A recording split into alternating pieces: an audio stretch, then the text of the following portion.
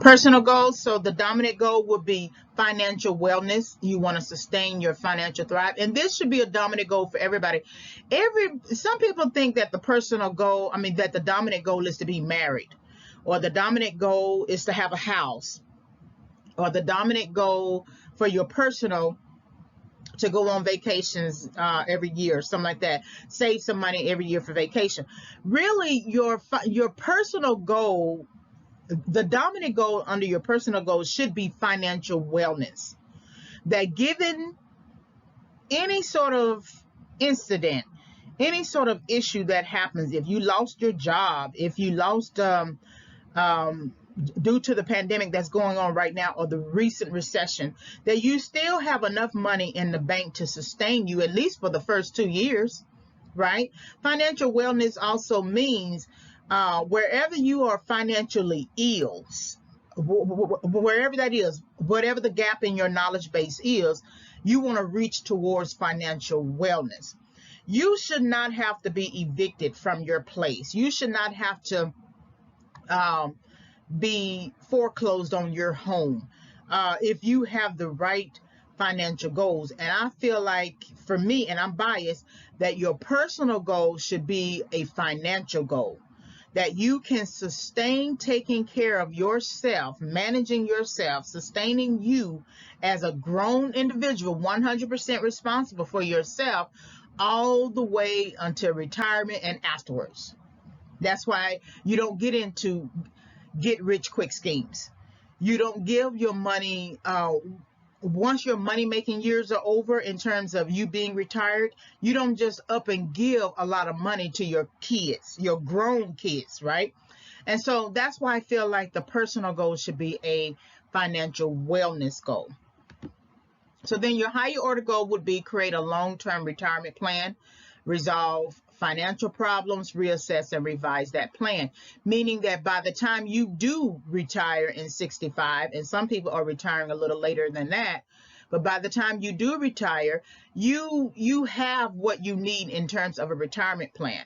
You have resolved any type of financial problem. I will work very hard to pay off the house, period.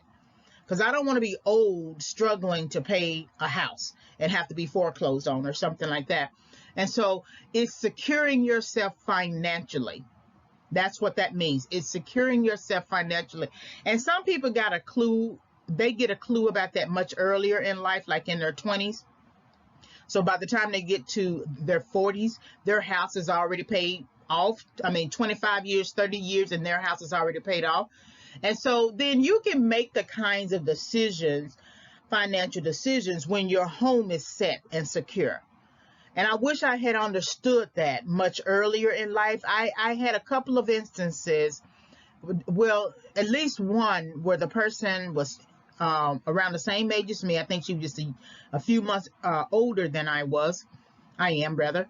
And she just had a clue about it. Very early, she got a house while we were working on the same job, and the job was a fly-by-night company, but she managed to get a house on that job. And I saw her some years later, which would have been, I think, her 20th something year. I can't remember, maybe the 25th year. And I saw her in the mall, and she told me she had paid off that house. And we're the same age and everything. And I wasn't jealous of her, but it stung.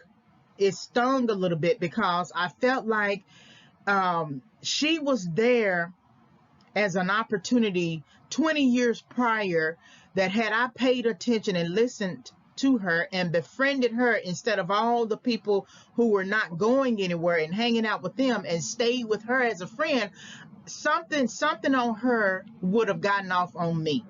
And so that's what I kind of think about. That's what I teach now. That's why I make sure to push these ideas, because she learned much earlier to secure herself financially. Then your lower order goals: manage your debt, create a savings plan, set boundaries, meaning that you, just because you have the money in the bank doesn't necessarily mean that money is available for someone else. Because remember, whatever you have in a bank is really the next month's rent or the next month's mortgage.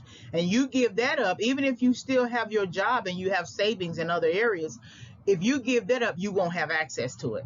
And so people still need to be able to take care of themselves as grown adults. So that lower order goal is you still managing debt, making a plan to end certain debt, creating a savings plan, creating the emergency savings plan, and of course setting boundaries. And then of course your actions would be manage income, establish credit. So if you are new to the game and you need to get into the credit industry to build credit and to create a credit score, then it might be a good idea for you to get a credit card or to get a secured credit card, right? But you definitely want to manage income. A lot of times when our debt exceeds our income, we don't necessarily have just a debt problem, we have an income problem. And so I listen to a lot of Dave Ramsey's YouTube podcast or something, and many callers come in who call in and they are talking about how they are $300,000 in student loan debt and only make $28,000 a year. And so one caller said that, and my mouth just jumped, but I'm also in student loan debt, and not at $300,000, but it's significant. And that got me that they would have $300,000 at $28,000 a year, and one of the partners is working, but the other person is not because she decided to quit the job to take care of the kids.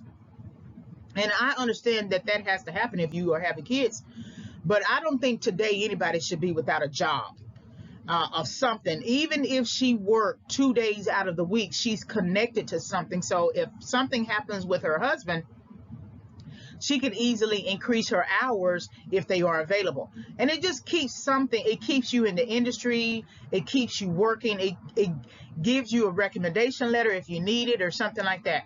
So managing income, we need to be very careful about what we take on, and how well we increase in that, but we also want to be careful not to quit something until we have something else. So managing income.